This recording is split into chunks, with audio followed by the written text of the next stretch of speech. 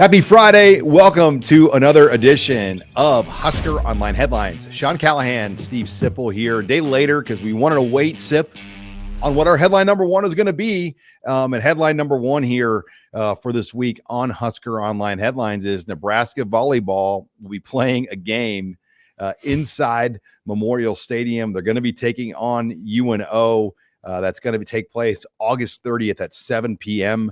Before that, you'll have Nebraska Kearney playing Wayne State at 4:30. So a monumental announcement, not only by the University of Nebraska, but by the entire State College and University of Nebraska system, as all four of these are public institution colleges in the state of Nebraska. You had Trev Alberts there. You had Chancellor Ronnie Green, President Ted Carter, Athletic Director Trev Alberts, volleyball coach John Cook, and then obviously you had the governor there, Jim Pillen, for this press conference. I just got back from it, Sip. You can tell there's a lot of buzz and excitement to set the record for the largest crowd ever at a women's sporting event in NCAA history. Yeah, I mean, I think right away, John doesn't like the fact that with John Cook, the Nebraska volleyball coach, doesn't like the fact that Wisconsin has the single season or the single game NCAA record, which was 16,833 this past season for Florida at the Kohl Center, a match that Wisconsin actually lost. But hey, Sean, there's not that many places that could do this. It's a flex. It's a flex, and I don't know how many places could even dream of doing this and have, hope to have. I don't know. They want to sell out? Well, so they had a map of what it's going to look like in the stadium, and the volleyball court is going to be set up towards the north end zone. Yeah. But if the capacity and the tickets sell, it will get moved closer and closer to center field. So they've got a plan. Field, yeah. And let me tell you, the volleyball court on the football field. Oh, there it is right there. Sweet. Looks pretty small. I mean, it doesn't, you look at it from there. So I would imagine, I wonder how much floor seating they're going to put down there on the field level, because you are pretty far away. I mean, this kind of reminds you, was it that when they played like the first Final Four in a dome, was it the Astrodome when UCLA or one of those teams played there, and just how far away you are from the action? That's what it's going to be like. So you're not going to necessarily go for great seats. You're going to go for the experience of the history and what this is all about. Yeah. Now, I mean, I am intrigued concert stage, because what does that mean? Like they didn't really get into that, but it sounds like there's going to be maybe some sort of concert tied to it. They joke that there is. No, in the release, Sean, they said there's going to be they haven't said who it is though. Yeah, no band announced, but they're going to have I would call it an international act, just not announced. Yeah, there's going to be a concert attached to it that is included in the ticket prices, which are very manageable, by the way. $25 for adults, $5 for high school age and under.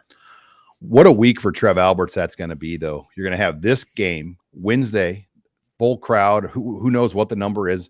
I'm going to say at least 50,000. That's my prediction. At least. Okay. At least. Jeez, that's a big to number. Put it into perspective, the largest, and Abby Barmore broke this down on Husker Online, the largest crowd ever for an NCAA women's game was in 2002, UConn and Oklahoma and the Alamo Dome. That's women's basketball. Women's basketball drew 29,619. Yeah, that was a national title game, I believe. The largest WNBA crowd was 22,076. We know the largest volleyball crowd was Wisconsin, Florida in the Kohl Center. Now Abby took it a step further, and there's the 5 largest crowds ever to watch a women's sporting event. You look at their soccer games, their World Cup games. USA versus China drew over 90,000. Australia versus India in the World Cup final drew 86,000 plus. USA Japan in the Olympic final drew over 80,000. England versus Germany drew over 77,768. And then you had Atletico Madrid, Barcelona get 60,739 in Madrid, Spain. So you look at just those numbers. Is it attainable that they could crack into the top 5? I mean, I think it kind of is. I think. I mean, it's crazy, but it is. Yeah. I think a lot of people will just want to be there for the experience. A flex. And again, yeah, it's a big flex. And again, very affordable. I mean, that's the 25, 25 for adults, $5 for high school and under. So it's great. There'll be a lot, like if you're a volleyball purist and are going to watch every point. I don't think that's what this is about. I think this is about, like you said, the experience. Reminds me of the way the setup is, by the way, in the north end zone where they're putting the Terraflex court. That's where they set up the stage for Farm Aid. So yeah, 1987. I was at the Garth Brooks show, and Yeah. that was electric. Yeah. Yeah, I wasn't there. I was at Farm Aid in 1987. That's more my style. But yeah, that's where they set up the stage at Farm Aid in the north end zone there. I remember September 19th, 1987. But yeah, there you go. There's the numbers. Yeah, I think they could get to 60,000. Seems doable. Yeah. 77 would be like 90% full.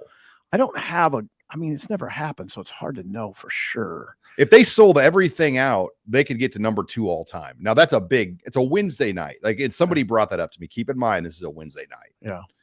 But the band, the band has something to do with it too. I mean, I don't know what we're talking about here. I don't know who they're bringing in, but what if it's, I don't know, name a huge act. Come on, Sean, what would your girls like to see? I was also Taylor Swift. What if it were Taylor Swift? I doubt that's going to happen. The Dixie Chicks are in Omaha that same night. They don't call them the Dixie Chicks anymore. They're just the Chicks. The Chicks are in Omaha that night. You're going to get canceled, Sean. It's just the It's just the Chicks. The Chicks are in Omaha that same night. One person at the press conference informed me coming down the elevator. Oh, really? So they'll have a little competition with that going on. Maybe they can convince the Chicks to come play. And, yeah, maybe that's what's happening. Play up here. I doubt it, but it is, you think about what that week is going to be for Trev Alberts. This game, then Thursday night, probably a nationally televised Fox game with Matt Rule against PJ Fleck heading into Labor Day weekend. Wow. It's a big week. Talk about a week for Trev Alberts. Yeah. A week for Nebraska. A week for Nebraska. Yeah, a week for Nebraska sports. Yeah. And you think about this state and how, it's the people and the fans that keep Nebraska relevant. And it's events like this that, Nebraska is under 2 million as a state in population. They can draw this kind of crowd for a volleyball It's match. incredible. It's unheard of. It really is. Yeah. Yeah. Like I said, I opened with, I just wonder how many places that you could do this and expect to draw 40,000 plus. I don't know how many there are. There's probably some, but not many. Not many. Some might say we're all a little crazy. We just don't have much to do. But now we won't be able to go. We're going to be in Minneapolis. Yeah, we'll be taking off from Minneapolis on Wednesday that day. That's okay. We can. But we'll watch it. It's going to be on the BTN. Now, everybody that's in the event will get $50,000 each. Wayne State, UNK teams, and Nebraska Omaha will all get $50,000, which I'm sure in the context of their budgets, that's a significant amount of money for a game that, it's not going to cost a lot of money to get up here and play. Yeah, let's face it, Sean, we're talking about something that's very unique. I mean, that's what this is. Extremely unique. You just couldn't do this many places. John Cook was I think you can sense that he was a little uneasy about doing this. Really? But he was uneasy about playing in the Devaney Center. He wanted to stay in the Coliseum. I mean, naturally as a coach, you're cynical on things like this. Well, yeah, cynical. I mean, he's you got to think about the weather a little bit. I mean, if it's windy, how does that affect? Now they play beach volleyball outside. They do. I wonder if they use a different sort of ball. I don't know how that works, but yeah, you hope for it's not one of those days where the wind's whipping, right? But I don't know. I'm not going to pour cold water on it. This is great. And John, you're playing a team that's manageable. But let's face it, if they lost the match, I don't know how much it would mar the experience. You're still going to have a great experience. Well, and some people are like, why not Creighton? And I think with Creighton, they could beat Nebraska. They're a top 20 program. I think that's okay, though. And B, you don't want a game with that type of stakes that could have weather affected. True. So I'm sure that, and I don't know, we don't know the schedule yet, but I'm sure Nebraska's playing Creighton. Creighton's like the Big East champion every year. So that's a big match. And I don't know if they want to put that in this type of situation moving forward. And anyway, let's move on. Headline number 2, Sip, we've met now all of Matt Rule's coaches plus strength coach Corey Collier.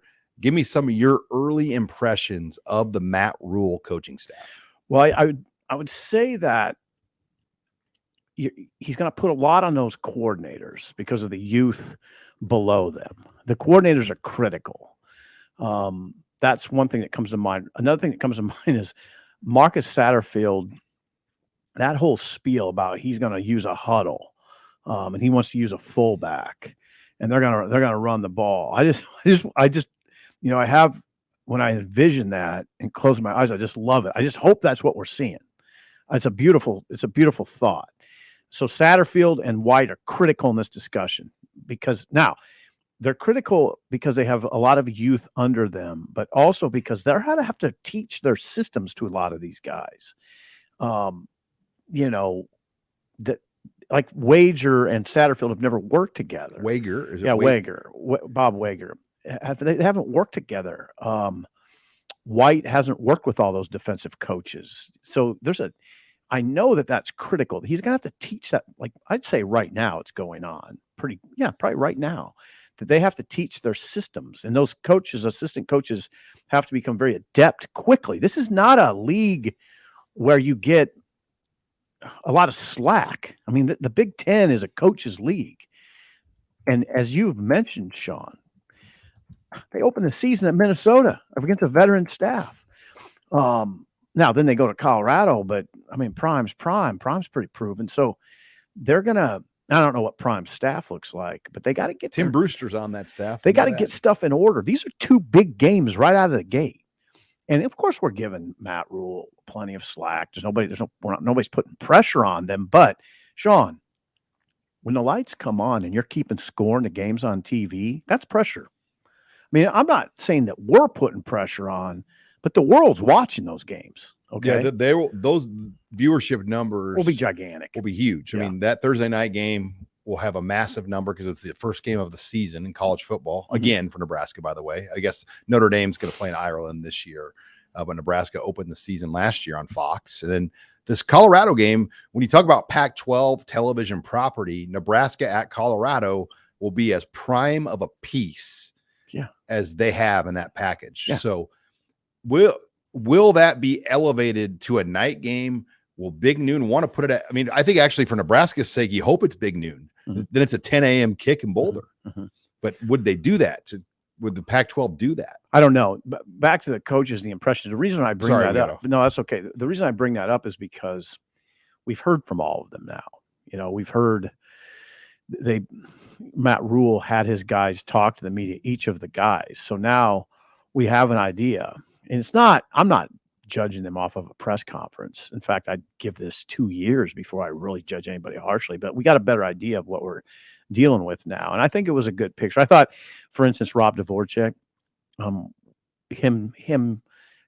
was a good question asked of him how would you describe Tony White's defense? And he said chaos, that they can. A lot of moving parts. They can be in a lot of different looks, but it all look the same. See, that's all very interesting to me. I've said before that the D-line coach to me was maybe the most interesting. Terrence Knighton. Yeah, thank you, Sean. Pot roast. Yeah, pot roast. Because for one thing, he likes the media. he enjoys talking to us, and he is you saw each of these guys. They did it all a little different. They're all a little different. They're individuals, but they commanded the room pretty well. And I thought that was important because they have to command the room every day. They have to command their individual position room every day. And I thought each of those guys in his own way did a good job of commanding the room. And I wonder if Matt Rule wanted to see what that looked like himself. And they did. I'd say each of them did a good job. You notice they showed up and were very engaging. Like they weren't, it was like, okay, we know the importance of this. And I thought they approached it that way. Corey Campbell was excellent. I mean, Corey Campbell in front of the cameras, this is a strength coach. He doesn't do this very often, but he handled it so well, right? You were sitting there asking questions. Sean, what'd you think? Yeah. The biggest thing I'll say is the way he went about hiring his staff still like jumps out to me. Like he could have went out with the money he had and put together this all-star staff, big names, big egos, big personalities, guys that have it all figured out. That's not the route he went. Maybe he tried. I mean, you heard names early on like Elijah Robinson, Texas A&M, some big names out there that he was connected to. But he went with a group that he can mold to work with him. Where I think if you go out and try to hire a bunch of veteran big name guys, they already think they have it all figured out. Some do. Yeah. And the staff kind of goes their own directions at points in recruiting and coaching and meetings. You can tell this is Matt Rule's staff, and everybody on that staff reports to him. No doubt. That really comes through. I mean, this is his staff. Like that's my takeaway when I look at these guys. Good look. That's a good point. And even the coordinators, they're experienced veteran guys, but they report to Matt Rule, and you're not going to see any assistant coaches go off and say something they shouldn't say. No. We've dealt with that over the years. A little bit. I mean, we've dealt with a lot of. I mean, think about like dealing with Bob Diaco and some of the things we've dealt with assistant coaches and post practice, call out to players. And I mean, I think this staff is very much going to be in line with the head coach. Yeah. And I think that's what he wanted. I think that's what Matt wanted. And, some people might say, well, he could have gotten, this is what he wanted. This is his staff. Like we've seen guys at Nebraska try to bring in big names. He wants to do it this way. All right, let's go on. Headline number 3. It's going to be a big weekend in Lincoln for Nebraska basketball. Fred Hoiberg not only has a game on Saturday at 2:30 game against Minnesota, but they will be hosting a big visitor, as Robin Washington Husker Online reported, John Bowl. So not only a big game, big recruiting weekend. The place is going to be sold out again, Sip. It's going to be fun. I'm looking forward to coming down here Saturday for that game. Fred Hoiberg, this is his 4th season. His program hasn't had a lot of momentum this late in the season. Right. And this sort of momentum has been rare and almost non-existent, but they have it right now. And now they have a 7'2" center in here, as you mentioned, who's got a lot of offers, including Michigan and Illinois and Missouri. This is and it's a very winnable, obviously a very winnable game. Minnesota comes in here really struggling. Nebraska comes in 14-14 overall, 7-10 in the league, 12th. But Nebraska's 10-3 at home. I mentioned that they're in 12th place. They're still in 12th place, even though they're 3-1 in February. They're Penn State's 8-9 right in front of them, and Wisconsin's 8-9. They keep winning. Yeah, those teams keep winning. Minnesota's shown 7-19, 1-15 in the league. They've lost 11 straight. Minnesota's lost 11 straight. And now their 3rd game of the week. Yeah, they just played Wednesday night in Maryland, lost 88-70. Now it's tough. It's a tough road. That's a tough trip. I mean, Maryland to Nebraska is no picnic. They did take Nebraska to overtime in Minneapolis on January 7th. 5 days later, Minnesota beat Ohio State. That was their last win. Minnesota is now. You got to think Nebraska can take care of this. And it is a big opportunity for Nebraska. They'll have probably close to a full house. They have that big 7'2" kid in here. They should take care of business. Could be a really good day for Fred's program. And it could, then 4-1 in February. And then Tom Izzo Tuesday night, Michigan State comes in, another very winnable game. And then you finish up at Iowa. So you're watching Nebraska pretty close because I think they can win out in the regular season. I really believe that. You would say, well, Sip, what about Iowa? Well, I watched the Iowa game the first time around. Iowa couldn't score. They scored 50 points, lost by 16 in Pinnacle. That's the same teams are playing again. I like Nebraska's chances at Iowa. And then you see what happens in the tournament. It could get really interesting here. I don't know how interesting, but I think it could get pretty silly. My question is, is it a must that Nebraska gets into day 2 if they can, or is there some advantages to day 1? Day 2 of what? The Big Ten tournament. Okay. Can they, if they played Thursday versus Wednesday, because they could get a win on Wednesday and that'd be big. Right. Good point. But is it better to be in Thursday and you play somebody really Well, it depends good? what you're talking about. If you're trying to get in the NCAA tournament, You got pile. You'd rather be on Thursday. I think so, because you're not going to win 4 in a row or 5 in a row very easily. Don't know if you have to win 4 in a row to get the NCAA. Yeah, you have to. If you play Wednesday, you got to win 5 days in a row. Right. I think if they would win out the regular season and then win 3 to start off the Big Ten tournament, this is getting crazy. But I mean, I know people are going, "What are you guys talking about?" But I don't. This team's hot right now. Their net is not high. No, and that's killing them. I mean, they're not even in the discussion of like last 4 out. I mean, they're not even in that. No, they're not yet. But if they'd won 6 in a row, if they beat Michigan State and Minnesota. Yeah. Then all of a sudden that Iowa game carries some weight. Yeah, a lot of weight. So yeah, the other part of the discussion that's interesting is Nebraska now does have a little pressure on them. Like they were playing with virtually no pressure for the month of February, and now there kind of is because people are talking about postseason. Now the other thing is you got to look at health. I don't know how Jamarcus Lawrence is. He came back. He hurt his ankle in the last game against Maryland. Came back in the game late. Blaise Cada same way. I haven't seen Robin if he's had an update today or not on those guys. That's something to watch because they're not that deep right now. Yeah, I'm excited to get through this game. Then Tuesday night, senior night, 8:00 game against Michigan State. So when I saw that schedule to start there, I'm like, ooh, if they could get to this point, this is a great stretch for them. Oh, it's really good. Rarely in a conference schedule do you get 3 in a row at home. Right. It's almost unheard of. Right. And they're, again, you'll be heavily favored to beat Minnesota. 8:00 tip off at night. I wonder how that arena will be. If they win this game, I think it'll be hot. Yeah, it'll be hot. And then again, going to Iowa, we'll see on that. But I'll put it this way: I got people like out of the blue that, hey, if you can't go, let me know. I mean, see, there you go. People want to go. Yeah, well, and like you got good seats, right? Yeah, I mean, we're in like the 103. I mean, we're lower bowl, which is that's pretty good. I mean, just being down there and whatnot. But there's a lot of people I know that are like, man, I wish I had tickets now. And and I would imagine the demand for next year will increase because we saw more tickets this year open than ever before. In a season of Pinnacle Bank Arena. Let's move on. Okay. Headline number 4, Nebraska baseball, 0-3-1 opening weekend. After last year's season where Nebraska failed to qualify for the Big Ten tournament in Omaha, and now this start, are we overreacting? Are you concerned at all with the way the season started for Nebraska? Well, again, Sean, it's all in the context of last season, and they finished 23-30 last season, 10-14 in the Big Ten. They started off last season 1-6. So I think people kind of have they have memories and they remember how last season rough start. So I think they're thinking about that. Nebraska's team ERA it's just 1 weekend of play, but it's 8.62.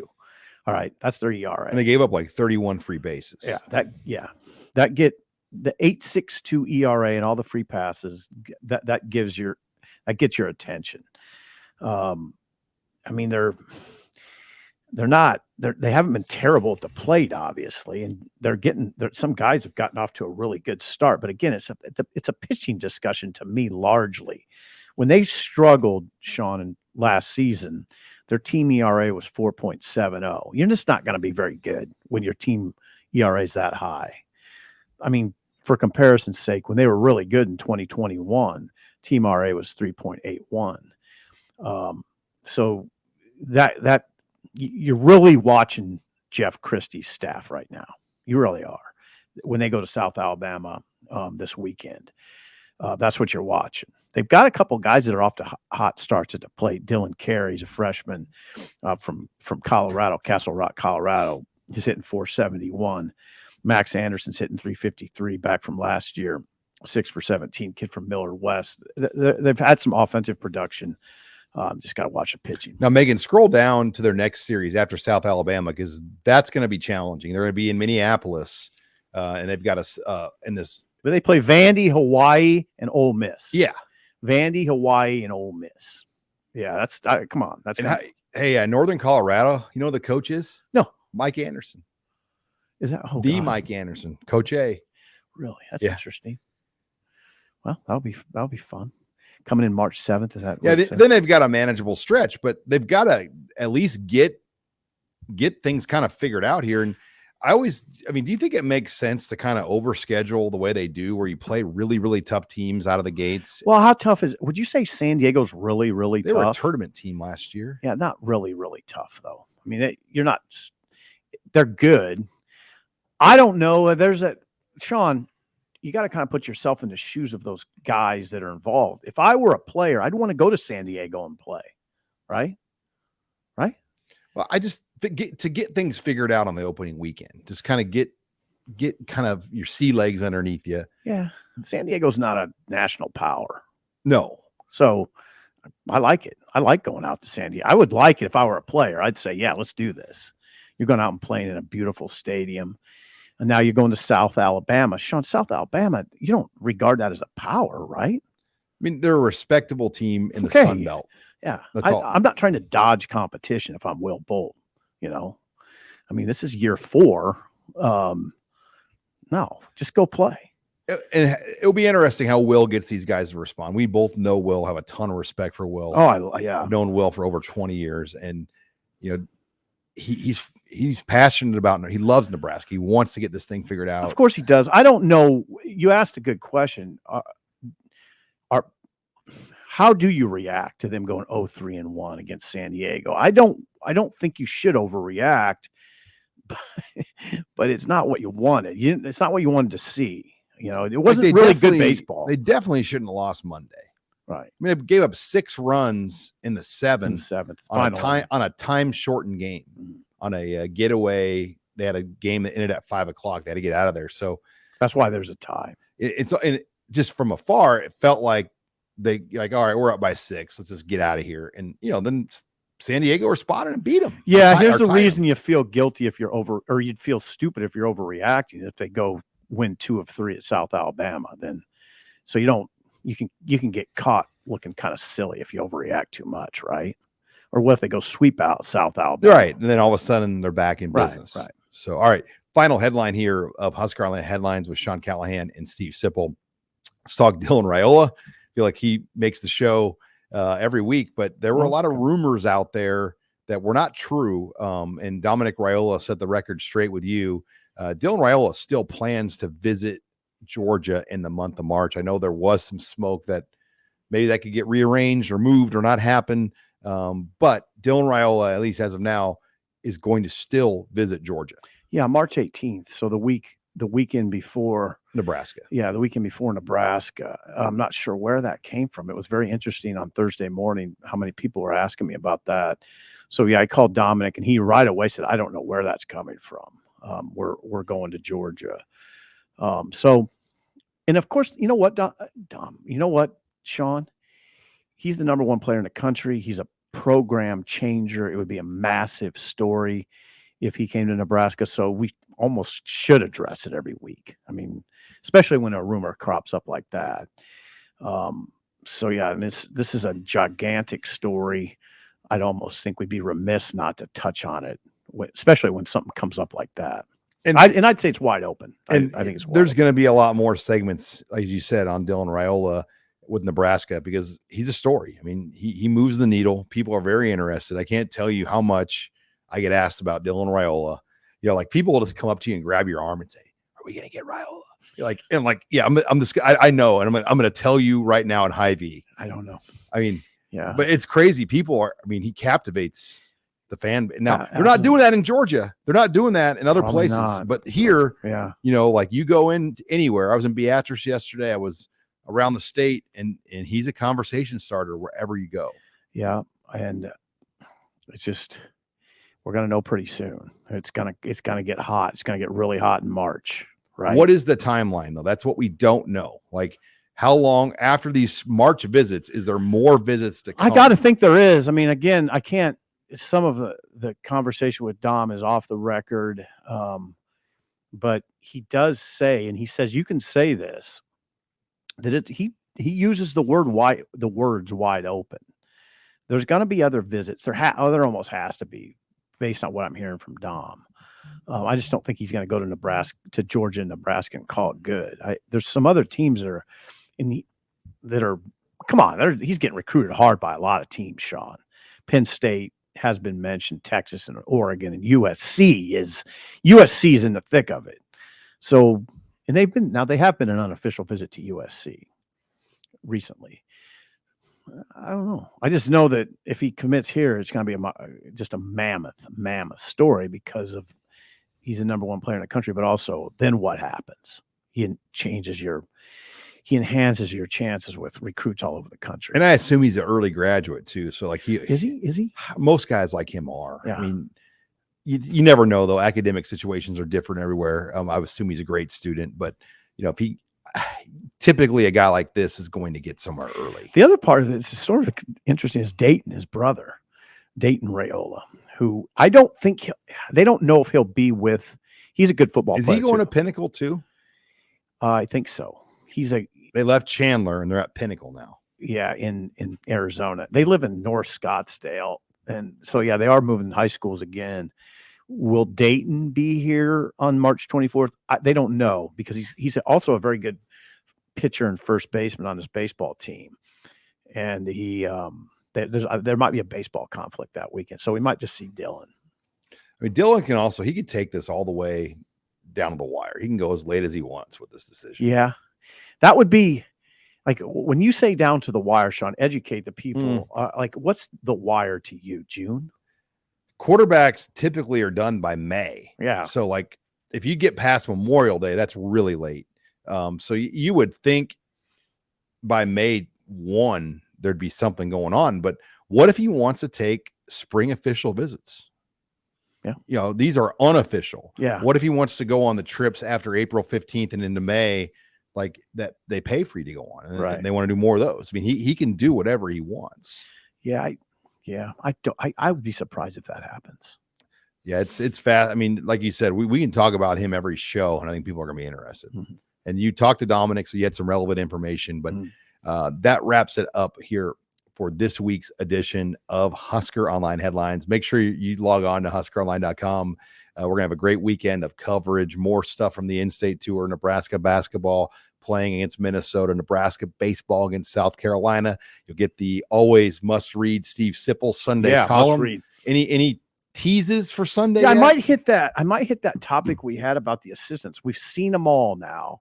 What are the lasting impressions from that series of news conferences we have? I might go that direction because there's about 5 things in my mind that stand out. All right. That's Sunday on Husker Online. You can find Steve Sipple on there about 6 a.m. He drops the column on your front porch. Yeah, or I always could go Dylan. I mean, Dylan, we'd be a month out from his visit, right? I thought about that too. We'd be Sunday, you'll be a month out. He'll be wrapping up his visit a month from now. So I was thinking about that too. We'll see.